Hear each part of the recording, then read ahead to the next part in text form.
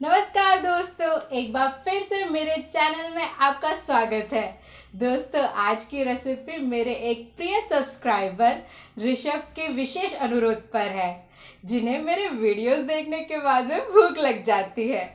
Jokes apart, Rishabh एक travel blogger है। उनके चैनल को देखें और सब्सक्राइब करें।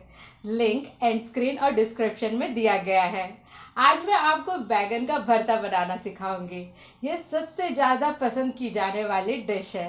इस लाजवाब उत्तर भारतीय व्यंजन का स्मोकी फ्लेवर आपको उंगली चाटने पे मजबूर कर देगा। तो बिना किसी देरी के इसे बनाते हैं।